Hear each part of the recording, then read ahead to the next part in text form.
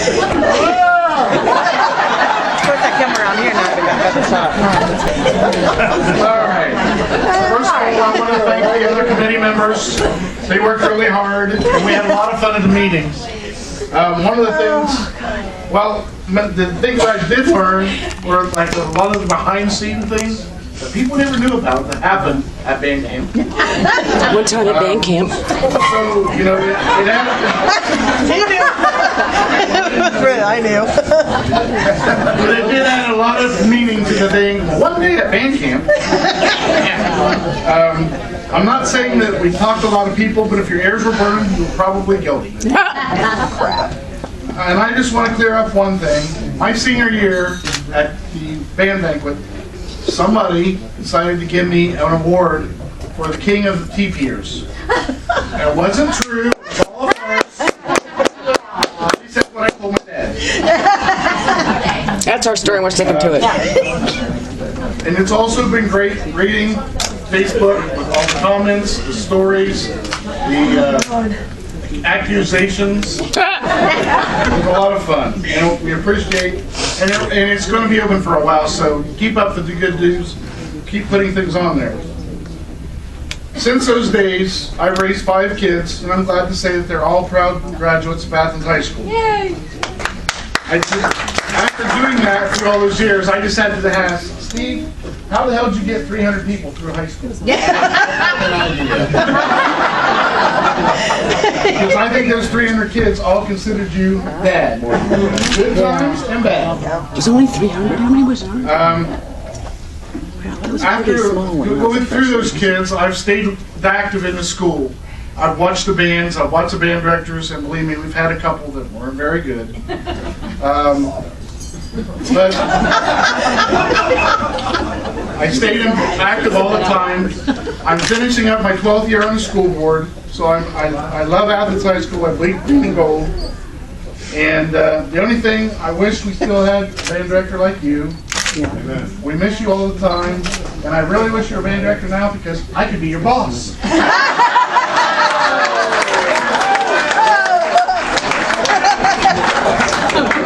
All kidding aside, though, Steve, you did so much for so many, and we can never repay you for the lessons you instilled in us. We use these lessons in our lives every day.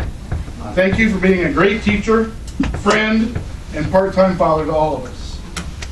And now we have a plaque that I would like to read, presented to Steve Barry, in recognition and appreciation of 10 years of hard work and dedication for building the Athens Marching Green and Gold into a championship team that won numerous awards and national recognition. For teaching us life lessons that we still use today, including loyalty, respect, leadership, character, hard work, dedication, punctuality, teamwork, the desire for perfection, and much, much more. You're 5 minutes early, you're late. We, the alumni of the Athens Marching Green and Gold, from the graduating classes of 1972 to 1982, recognize you with love and appreciation for the many years that you have improved our lives. Impaired. Freudian slip right there.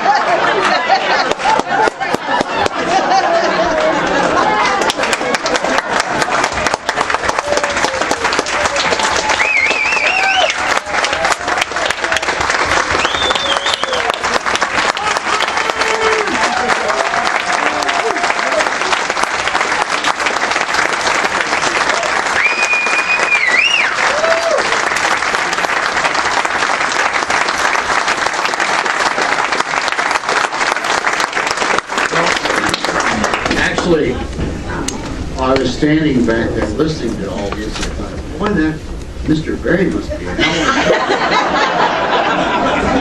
I wonder where he is. And then I also thought, earlier on, maybe I would just make a bunch of notes and bring in a big roll of toilet paper. Where are my notes? But I actually just made a couple little things, and I thought, you know, I've had a lot to drink. Probably awfully good. And I'm going to try not to ramble. I have a little bit of a guideline here, but the first question I have is, who are all you?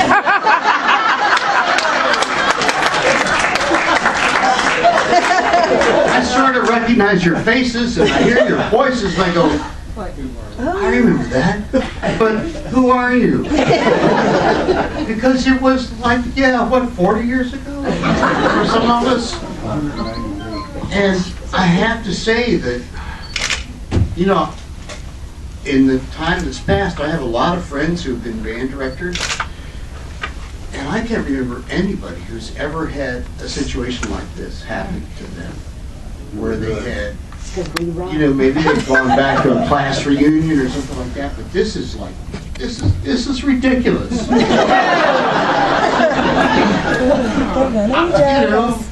I've been saying this all the time. All I can say is, oh, wow. Whatever. I'm glad that there's a little shelf here for my Scotch drink. Because I'm going to need to refer to it every now and then. And I'm going to try to not be too long, because I'm sure we would all like to get back to whooping it up. Yeah, it's 11:30. That's a long time. So, I guess first of all, I know I've talked to a lot of you individually, but maybe there's some that I missed, so I'm going to give you a little history of a real quick thing, like, I came to Athens High School because Sam Henderson was looking for a new band director. And he talked to Gene Threadgill, and actually, I had started going to Ohio University summer band camp when I was in the 8th grade. And I went 8th grade, 9th grade, 10th grade, 11th, 12th grade. I went to, I can't remember what it was now. It was like some kind of special school state thing. And it lasted a week. And afterwards I thought, I wonder if I could go to band camp for the second week. And Mr. Brophy was one of the persons in charge, and so I contacted him. And he said, yeah, okay, come for the second week of band camp.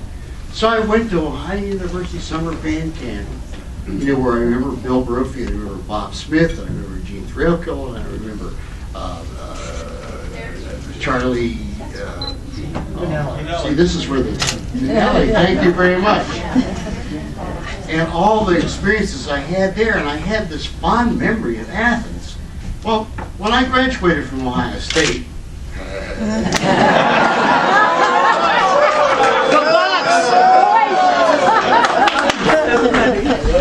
I was like, I had applied to graduate school. I was hanging out at the school because I thought there was a chance that I could go on the road with the band. And I was just sort of hanging around this summer. It was my first summer away from home. One day I was in the School of Music. I walked down the hall, and one of my music education teachers came in and he said, "You have a job yet?" No. So I knew a school that is looking for a band director, and if you want to go for the interview, it's the last position they have to fill, and the superintendent wants to go on vacation. So I ended up going to Byrne Union High School, where I spent 4 years at a school that they loved their band program. And it was like, wow, this is not like my high school band where all we did was halftime shows and we went to competitions, we never did anything. And I thought, this is totally different for me. This is, it's kind of interesting. I think I'm getting into this. And then at the end of the 4 years, Gene Threadgill called me and he said, they're looking for a new band director in Athens. And, I told Sam Henderson that you might be the guy. He says, why don't you go down and interview? So I thought, okay. So I did. And I thought, ooh, Athens. I remember Athens. I liked it there. I'll go to Athens. So I got the job. And I showed up. And one of the things I remember was music folders. They were about this thick. because they never turned in any music after years and years and years. They just passed it out, never turned it in, so we had to turn in all the music and file it and everything. And I looked around at the students in the band and I thought, wow, okay. You guys want to have a band? I didn't really ask them that. But I kind of got the feeling that they really wanted to sort of be a band. And so we started off on this little journey that just turned out to be something unbelievable in the end. It was just a Cinderella story, a miracle. I don't know what you can call it, but the end product was just amazing. So, back to what I've been doing. After I left Athens, I'll get back to this. After I left Athens, I went to Cincinnati to the School for Creative Performing Arts, which was part of the Cincinnati public school system. It was a magnet school within the city of Cincinnati Public Schools. It was grades 4 through 12, and I was hired to be the brass teacher for grades 4 through 12, the concert band director, the jazz band director, and to direct the school musicals, which replaced marching band. They didn't have a marching band there. They had no, actually at that time they had no sports, but they had a musical. And the musical was like, holy cow, you know, this is like, yeah. So after spending 18 years there, 14 years of which I was the band director, and then I became what they called the artistic director, which was like an unlicensed principal sort of kind of thing. I retired. And I'll interject this now. My life had been Bern Union, great. Athens, incredible. The School for Creative and Performing Arts, a whole different venue, but just incredible. And then, kaboom. The principal that we had at that school had to leave under questionable circumstances. He was replaced by a lady who came to us with high recommendations after a national search from St. Louis. And she was the evil witch of the West. She was perhaps the most despicable, evil person that I've ever met in my life. And I say this, you know, she enjoyed driving people crazy, literally. We had a replacement. I was an interim artistic director. They hired someone. They left. I was the interim artistic director. They hired another lady. She literally drove this woman to a nervous breakdown. Oh my God. They had interviews. I became the real artistic director. The last year, in '97, I had some health problems that put me in the hospital. And I was in the hospital for 10 days. And when I came back from the hospital, this lady said, Mr. Berry, you are relieved of all of your duties. You will sit in your office. You will do nothing for the rest of the year.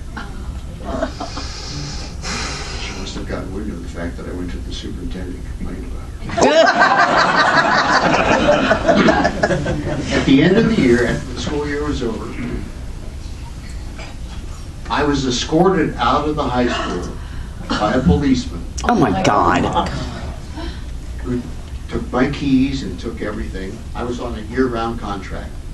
And I was assigned to what was essentially a summer jail school. You know, where all the kids who had flunked and needed to go to school for the summer. And I went there, and the guy said, oh, so you're coming from the Performing Arts School, huh? I said, yeah.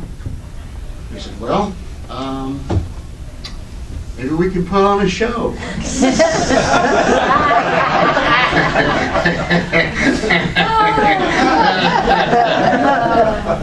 this point, I'm going to have a drink.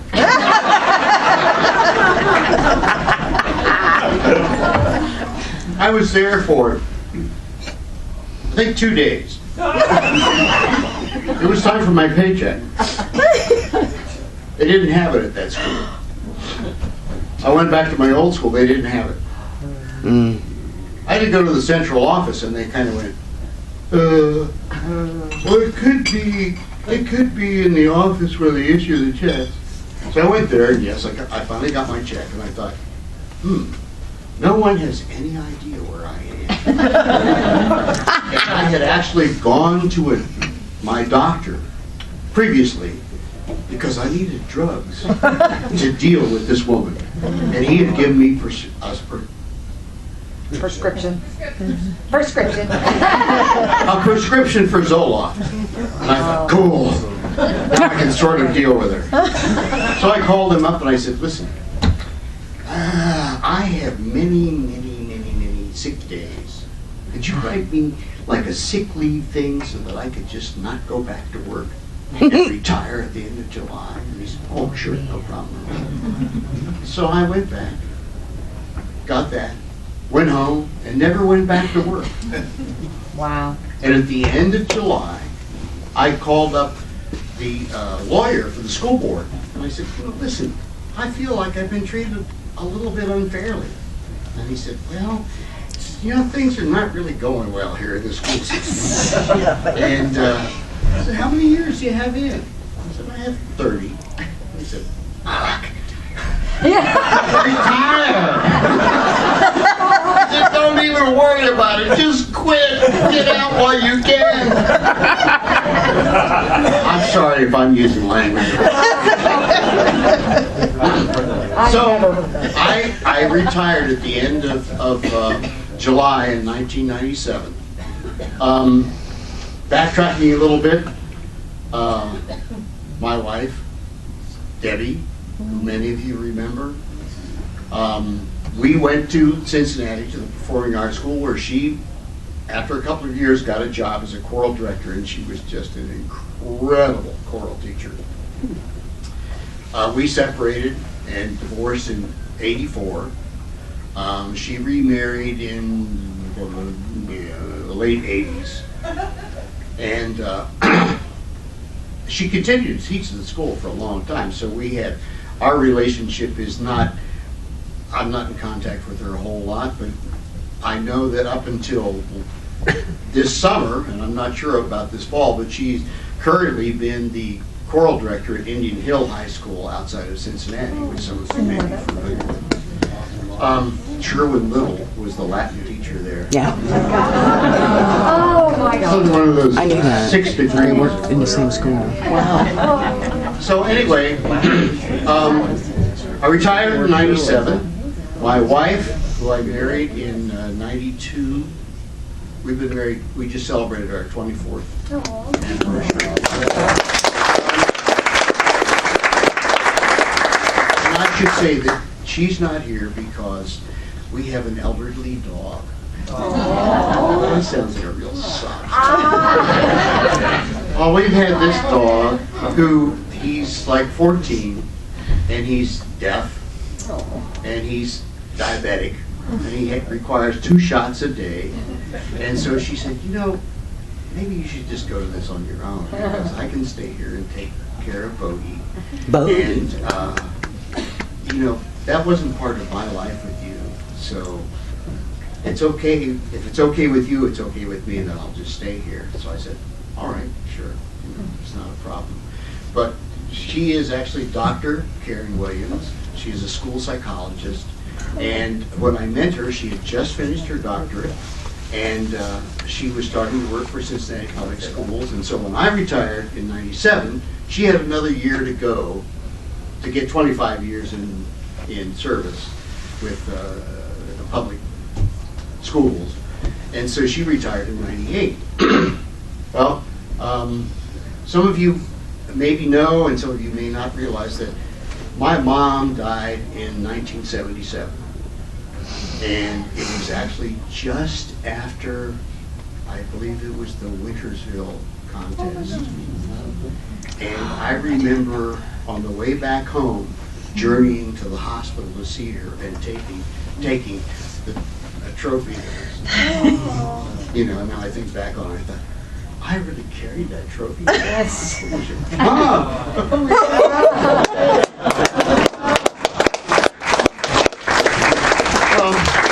she died that November, and Shut the mic off. what? Shut the mic off. I did. Yes, on this side. How do I do it? Oh dear. Which on the side? On the side.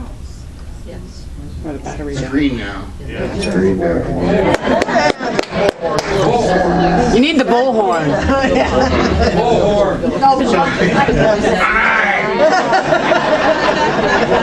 So, I guess that's going to lead me to another. As I said, I'm rambling, but thoughts are coming. Good stories. The years that I was at Athens, those were golden years. I'll get back to all that, but I want to say this right now. Part of that, you may not realize, but the staff that taught at Athens High School during that time was incredible. Yes, they were. And you probably don't know this, but we partied a lot. No! We hung out together, we supported each other. Say it ain't You know, so. it was- Teachers don't do that. Some of us took vacations. We went all the way to Vermont, to the White Mountains, and did bicycling stuff. And it was truly a wonderful experience to be involved with so many people who were so dedicated to teaching young people. And I felt privileged to just be part of that. And they supported me, I supported them, and we just had a great time together. And it's part of what put you people in the frame of mind that you were in when you started the path that you went on. So I want you to remember all those teachers, and the winner being one, Yes. with fond memories and warm hearts.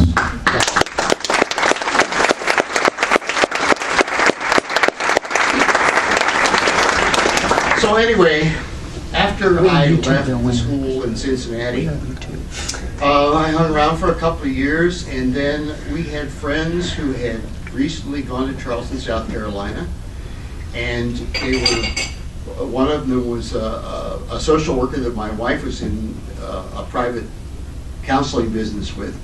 And so we went down there to visit, and we looked around, and we said, whoa, Charleston's, it's kind of a cool place. And at the time, I had been into sailing for about 20 years, and I had a sailboat. And I took my sailboat to Pensacola, Florida, by way of the Intercoastal Waterway and the Tombigbee Waterway and the Black Warrior Waterway. And it was quite an experience. And once I got there, I thought it was a hot summer, and I needed some help to get my boat to Charleston, which was called a truck. But so, partially because of that, we moved to Charleston in June of 1999. In late July of 1999, I played my first job there. Gee. And since then, I have lived the lifelong dream that I always had of being a professional trumpet player. And that's what I do now. I've lived there for 16 years.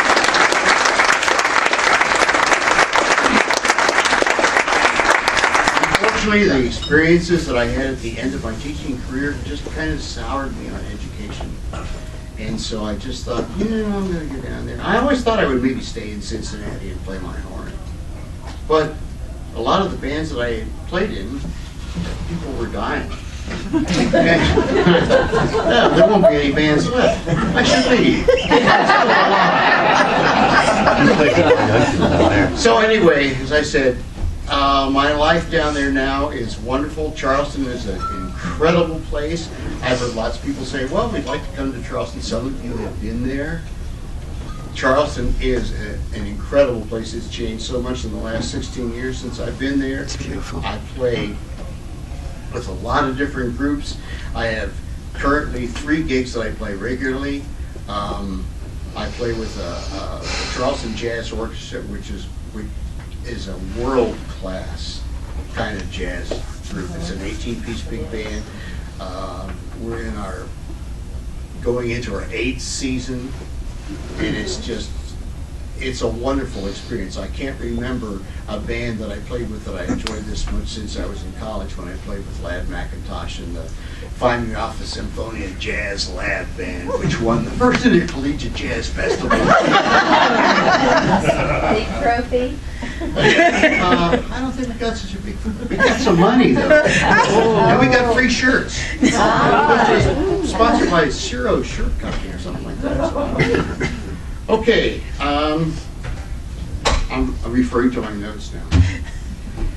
When Jim first talked to me about this, he said, if we have a reunion, would you come? I went, yeah, sure. Thinking you would never.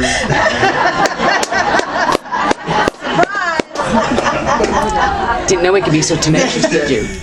It's going to happen. Will you still come?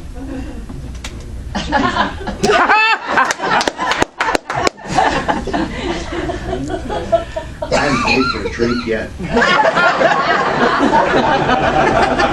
We still have to drive. And I don't have to drive. I just have to walk down that hallway. I said, yeah, sure. I'd be glad to come. And then all the stuff started happening online. The emails and the this and that. And I thought, oh my God. This is out of hand. This can't be happening. The determination and dedication. And so, here I am. Here I was last night, where I met so many people, some of which are not here tonight. This afternoon, people who were not there last night were there this afternoon. Another new group tonight. I hope that I have spoken to all of you. If not, please come up and say, hey, talk to me. You're an asshole. Who's got the guts to say that? Really, Mary Beth. But one of the things that I've learned is that, I started hearing all this stuff about, the Athens band, and we did this, and we did that, and we did this, and I had to think, I didn't do all that.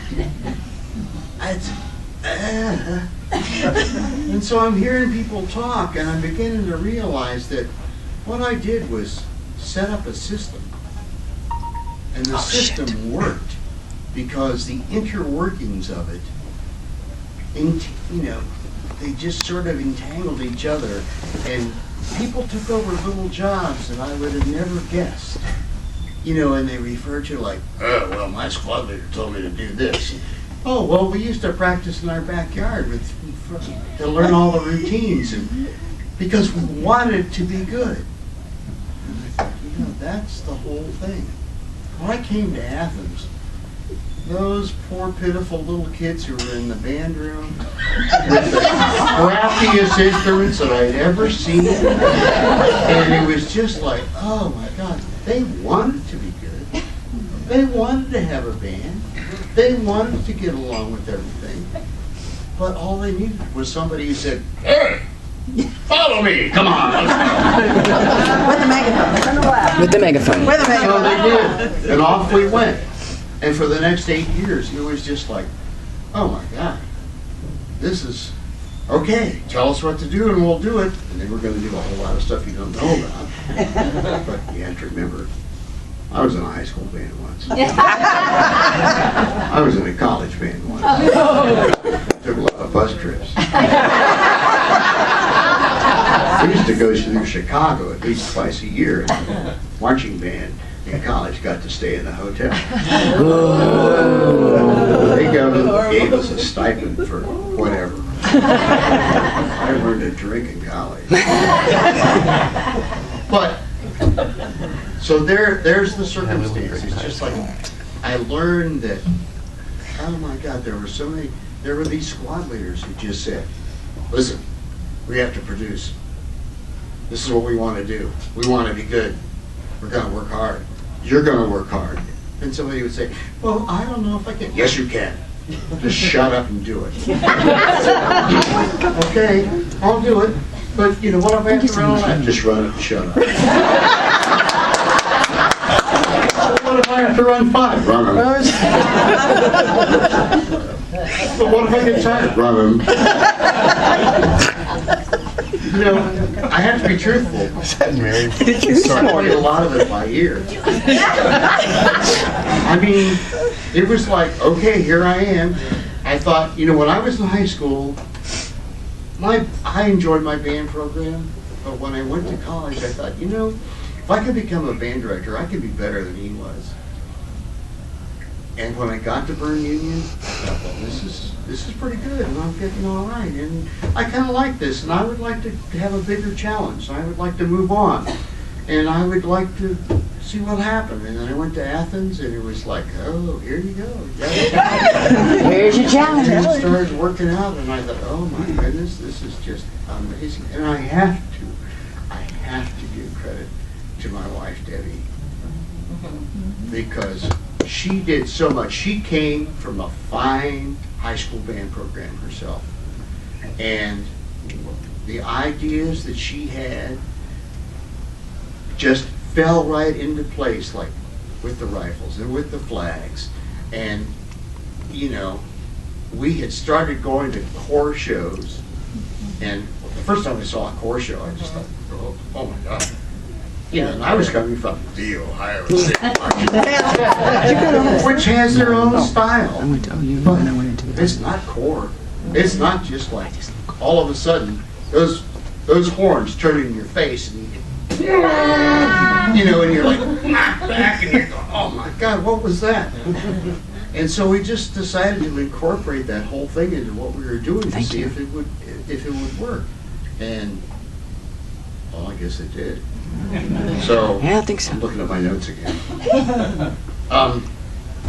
So the other thing, in talking to people on Friday night, I'm amazed to hear what you as individuals have accomplished. You know, what has gone on since you left high school, and you have been successful in so many areas. You know, some people have people who've gone to the Army and made it almost a career kind of thing. People who endured boot camp. People who have just decided, well, I'm going to graduate from college and do the best job that I can, and I'm going to see if I can get better than what I'm doing. And now, you know, spend their time working at home making mega bucks for a company, you know, that is just outside of itself. People who have their own companies and are successful and making money. And people who have gone into teaching and have been teaching for 30 years, because there's a huge time span there. And I had no idea about all that would happen. You know, it was just, I was just, you know, a happy little band director guy. Here we go. I'm not sure you were happy. About the way he's acting isn't I'm going to go home over the summer, and I'm going to take a month off, and then after that I'm going to think about writing a contest show. And sometimes there was a little chemical help. I don't offend anybody, but I'm being perfectly truthful here. Excuse me while I have another drink.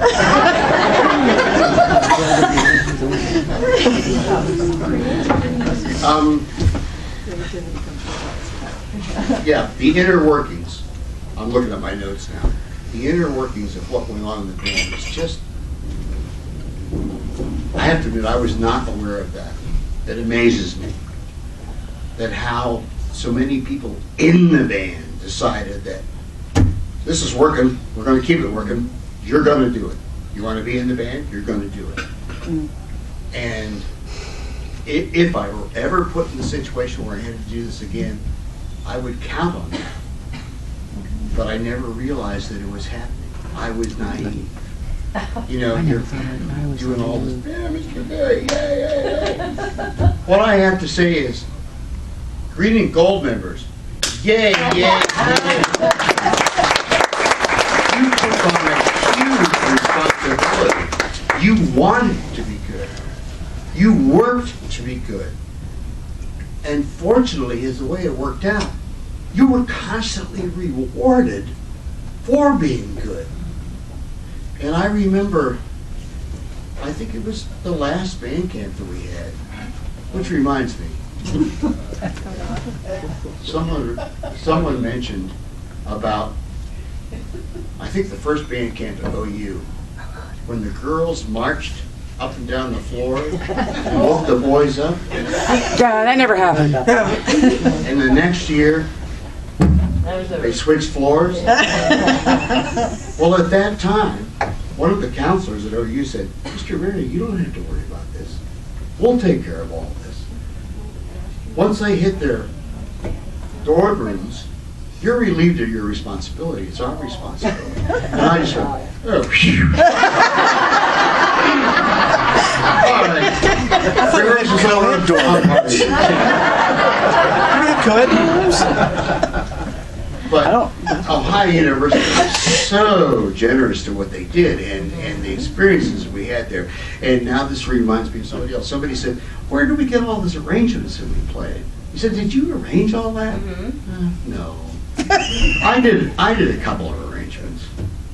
But there was a guy named Tom Sharp who had been a student of mine at Bern Union who wrote a big tune for us every year. And he actually now lives in LA. I think he's retired now, but he worked for Disney Studios. He wrote music for the Addams Family movies. He wrote music for Winnie the Pooh. Cool. He's done a lot of big name stuff.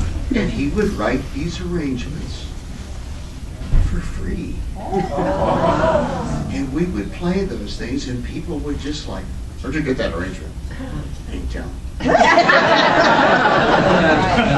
And then I had friends who had flown us arrangements and this kind of stuff. So it was just, I don't know, the whole thing was like a dream. It just worked. It just happened. And you were also part of that happening. And it was just, I'm going to refer to my notes now. Talked about that. Okay. What we did, I don't think could happen again. I don't think I could be the abusive person. Did you get that on tape? I got that on tape. Being drug into court and fired. That's so true. That's true. But you took it. And the result was, well, you know what the result was. Doesn't kill you, makes you stronger. That's what's wrong with society now. Well, It's a different situation. There's a school in Charleston, in the county school system there, that has had a memorable band program for a long time. And it's such that it starts in the elementary school, goes to the middle school, goes to the high school. They've changed directors 2 or 3 times, and the program maintains a high level of performance in marching band and in concert band. It's not quite what we ever achieved, but it is consistent. Meanwhile, it's the only school in Charleston County that has a band program like that, because the rest of them are just, well, you know, we needed the money elsewhere, so we're dropping instrumental music. Yeah, we're dropping choral music. If you want to do anything, you can go to the Charleston School for the Arts. You know, I mean, it is a sad situation, and I don't think there's anything we can do about it. And it's sad, but you can just be, we can be happy of what we accomplished. Because exactly. it was Yeah. just an amazing thing. Okay, and look at my note. So I told you about the sad experience of the end of my teaching career. Actually, the first year that I went to the School for Creative and Performing Arts, which was an inner city school, and the mix there was 50% black, 50% white. And the school's colors were black and white. That's cool. And that year, the musical that they did was The Whiz. Yeah. Say the Wiz. And The Whiz was so successful that in the spring, we received a grant to go to Washington DC and do the musical at the National Theater in Washington DC for like 2 nights. And it was the beginning of just an incredible experience for me, because we moved from there into doing musicals in a downtown theater, which was the kind of theater that Broadway shows on tour come into. They bring in their own sets, their own lights, they bring in everything. It's a shell theater. And we would move in with all of our students who were versed in, like I said, scenic design and musical theater and instrumental music and also going on. And we would set up these productions. One year we did a production of Pinocchio, which we wrote ourselves. And we made $250,000 Wow. for our 2-week run on that show. Is your nose growing? No, because it's the truth. Argue it. I'll do it. The concert band I had there was incredible. We had a run of 12 years of straight ones in state competition concert band. It was wonderful. It was incredible. We were playing college level literature. And then it all just, when this lady came, I'm not going to dwell on that because, I mean, I have moved to a happy place. I love where I am now. I love my life. I love the fact that I play the trumpet. I've learned more about playing the trumpet in the last 6 years than I ever learned in my entire life. Wow. And it's just, everything about my life is good. I'm sorry that my wife could not be here. She would like to have been here. But I say these things to you that even if something is going really good and then it's like, oh shit, no, there's still a brightness at the end. And I have found that. And that's where I am now.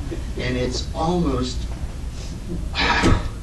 this whole thing is like a peak of it all. This is just incredible. This is unheard of, that I would be invited to come back to a band reunion spanning my 8 years plus a couple of years when students that were here. And I just look at you people and I just, oh, I love you all. We love you. And you work so hard and we created a great thing, so thank you.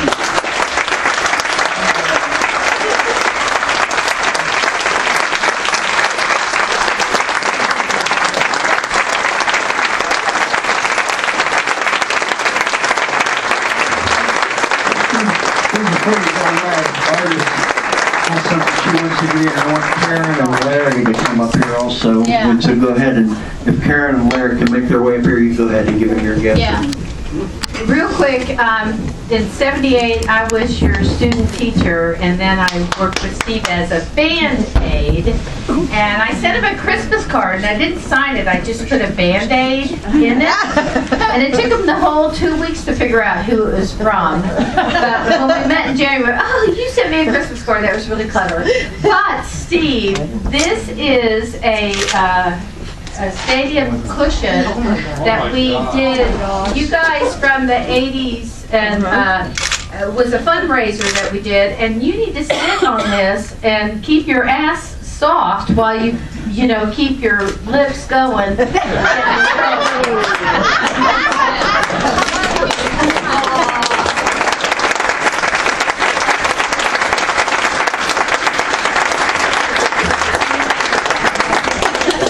Our fearless artists. I said, when we were setting this up, I said, who the hell's Artis? Does anybody know where Artis is? And they're like, well, she's on Facebook somewhere. So I found Artis, and I'm like, let's get Artis to come.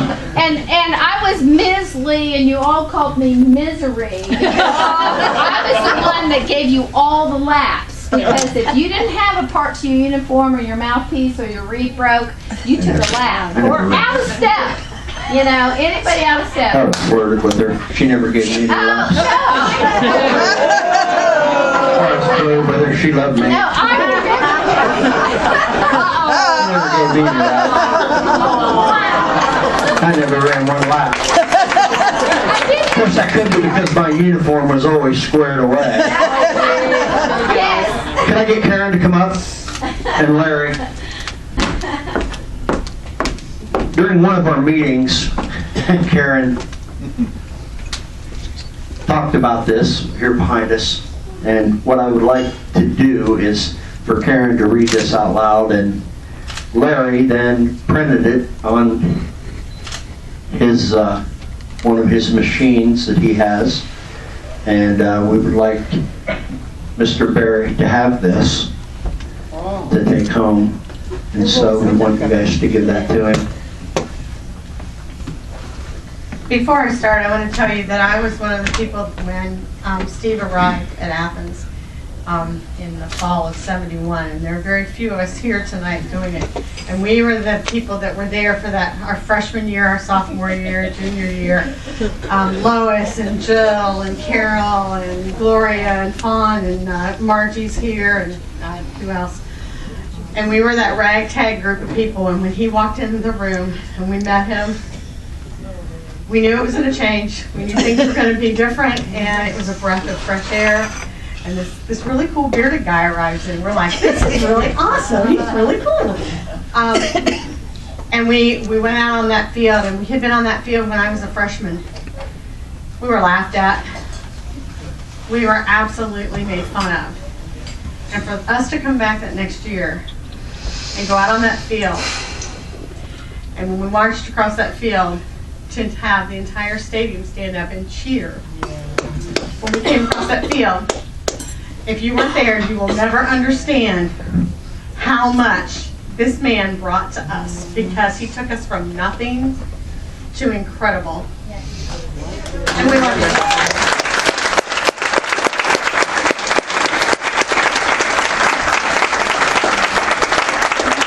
And that said, so one day, you know, how you sit around and you're thinking, you know, you go to these committee meetings and you're sitting around thinking about, you know, what you've talked about and sharing things. So what I wrote was a decade of excellence. While we were marching in the heat in August and the cold in late October, memorizing dozens of songs, formations, and dance moves, and running laps. Oh yes, we ran laps.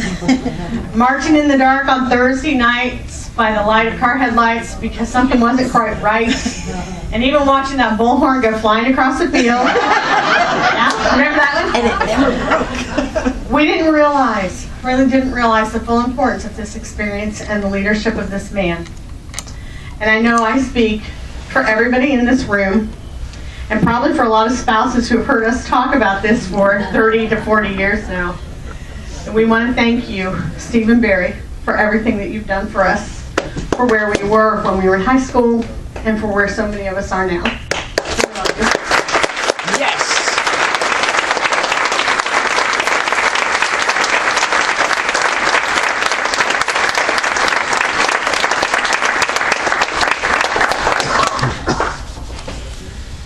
Let's party. Oh, I don't have my glass. Anything else you want to add?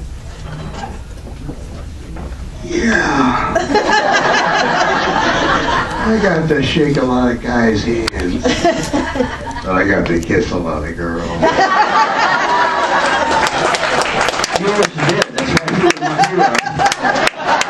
I said that last night. I said, everybody's like, where's Mr. Berry? Where's Mr. Berry? And it'd be like, there he is in the middle of all those girls. He's still my hero.